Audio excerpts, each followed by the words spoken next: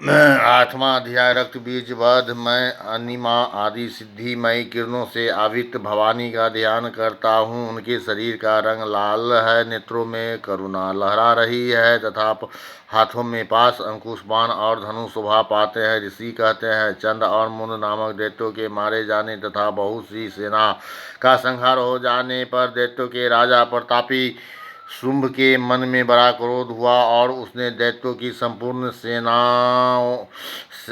सेना को युद्ध के लिए कुछ करने की आज्ञा दी। वह बोला, आज उदयायुध नाम के 86 दैत्य सेनापति अपनी सेनाओं के साथ युद्ध के लिए प्रस्थान करे। कंबु नाम वाले दैत्यों के 84 सेना नायक अपनी वाहिनी से घिरे हुए यात्रा करे। 50 कोटि वीर्य कुल के और 100 धौर्म कुल के असुर सेनापति मेरी आज्ञा से सेना सहित कुछ करे।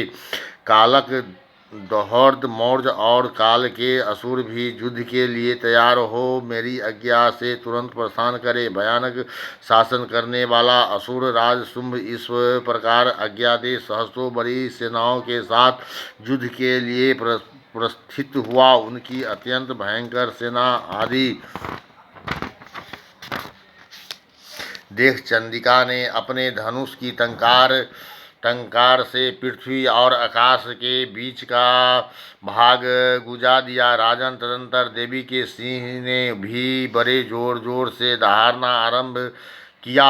फिर अंबिका ने घटे के शब्द से उस ध्वनि को और भी बढ़ा दिया। धनुष की टंकार, सिंह की दहाड़ और घटे की ध्वनि से संपूर्ण दिशाएं गूंज उठी। उस भयंकर शब्द से काली ने अपने विकराल मुख को और भी बढ़ा दिया तथा इस प्रकार वे विजयिनी हुई। उस तुमुल नाद को सुनकर दैत्यों की सेना ने चारों ओर से आकर चंडिका देवी, सिंह तथा काली देवी को क्रोधपूर्वक घेर लिया। राजन, इसी बीच में असुरों के विनाश तथा देवताओं के अभ्युदय के लिए ब्रह्मा, शिव, कार्तिकेय, विष्णु तथा इंद्र आदि देवताओं की शक्तियाँ जो अत्यंत पराक्रम और बल से संपन्न थी, उनके शरीर से निकलकर उन्हीं के रूप में चंडिका देवी के पास गई।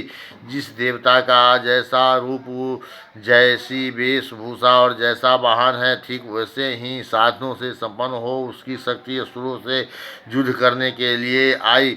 सबसे पहले हंस युक्त विमान पर बैठी हुई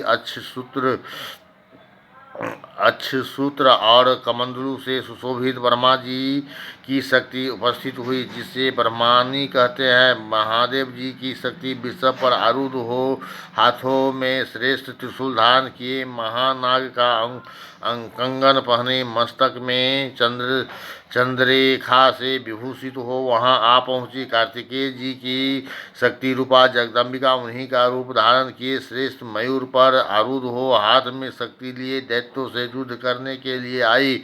इसी प्रकार भगवान विष्णु की शक्ति गरुड़ पर विराजमान हो शंख,